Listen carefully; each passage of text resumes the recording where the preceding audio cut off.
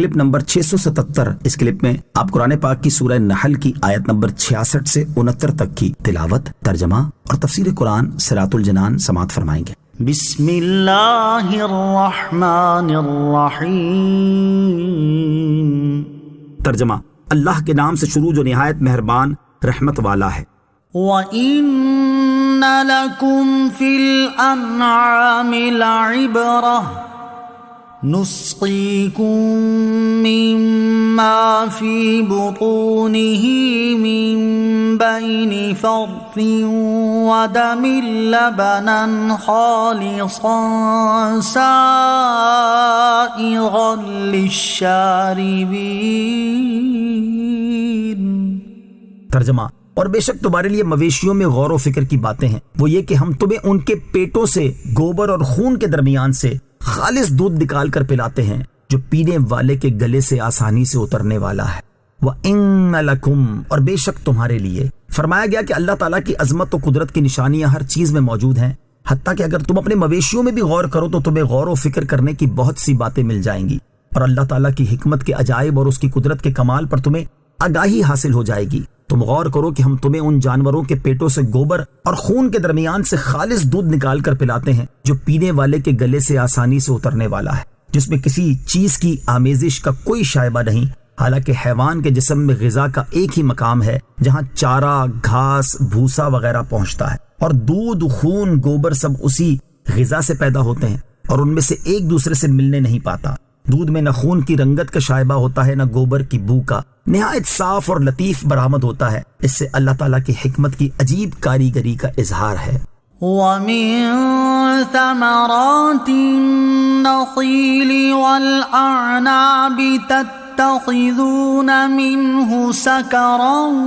وَرِزْقًا حَسَنًا إِنَّ فِي ذَلِكَ لَآيَةً لِقَوْمٍ يَعْقِلُونَ۔ ترجمہ، اور کھجور اور انگور کے پھلوں میں سے کوئی پھل وہ ہے کہ اس سے تم نبیذ اور اچھا رزق بناتے ہو، بے شک اس میں عقل مند لوگوں کے لیے نشانی ہے۔ وَمِن ثَمَرَاتِ النَّخِيلِ وَالْأَعْنَابِ،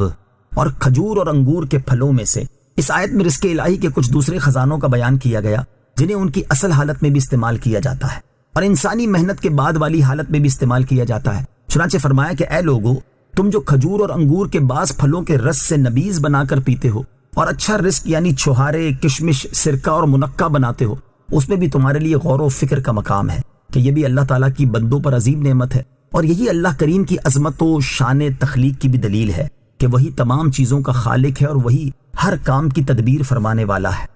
وَأَوْحَى رَبُّكَ إِلَى النَّحْلِ أَنِ اتَّخِذِي مِنَ الْجِبَالِ بُيُوتًا وَمِنَ الشَّجَرِ وَمِمَّا يَعْرِشُونَ ثُمَّ كُلِي مِن كُلِّ الثَّمَرَاتِ فَاسْلُكِي سُبُلَ رَبِّكِ ذُلُلًا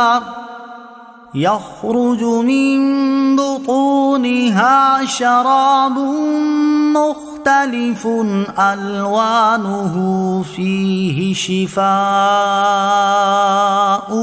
للناس إن في ذلك لآية لقوم يتفكرون۔ ترجمہ، اور تمہارے رب نے شہد کی مکھی کے دل میں یہ بات ڈال دی کہ پہاڑوں میں اور درختوں میں اور چھتوں میں گھر بناؤ، پھر ہر قسم کے پھلوں میں سے کھاؤ اور اپنے رب کے بنائے ہوئے نرم و آسان راستوں پر چلتی رہو۔ اس کے پیٹ سے ایک پینے کی رنگ برنگی چیز نکلتی ہے، اس میں لوگوں کے لیے شفا ہے، بے شک اس میں غور و فکر کرنے والوں کے لیے نشانی ہے۔ وَأَوْحَى رَبُّكَ إِلَى النَّحْلِ، اور تمہارے رب نے شہد کی مکھی کے دل میں یہ بات ڈال دی۔ اس سے پہلی آیات میں اللہ تعالیٰ نے گوبر اور خون کے درمیان سے صاف و شفاف دودھ نکالنے، کھجور اور انگور کے پھلوں سے نبیذ اور اچھا رزق نکالنے کا ذکر فرمایا، جبکہ ان آیات میں مکھی سے شہد نکالنے کا ذکر فرمایا جس میں لوگوں کے لیے شفا ہے، اور یہ سب چیزیں اللہ تعالیٰ کی وحدانیت، اس کی قدرت اور عظمت پر دلالت کرتی ہیں۔ چنانچہ اس آیت اور اس کے بعد والی آیت کا خلاصہ یہ ہے کہ اللہ تعالیٰ نے شہد کی مکھی کے دل میں یہ بات ڈال دی کہ بعض پہاڑوں، درختوں اور چھتوں میں گھر بنائے، پھر میٹھے، کڑوے، پھیکے ہر قسم کے پھلوں اور پھولوں میں سے کھائے اور ان کی تلاش میں اپنے رب کے بنائے ہوئے نرم و آسان راستوں پر چلتی رہے جن کا اللہ تعالیٰ کے فضل سے اسے الہام کیا گیا ہے، حتیٰ کہ اسے ان راستوں پر چلنا پھرنا دشوار نہیں، اور وہ کتنی ہی دور نکل جائے راستہ نہیں بھٹکتی اور اپنے مقام پر واپس آ جاتی ہے۔ اس کے پیٹ سے ایک پینے کی چیز یعنی شہد سفید، زرد اور سرخ رنگوں میں نکلتا ہے۔ اس میں لوگوں کے لیے شفا ہے اور یہ نافع ترین دواؤں میں سے ہے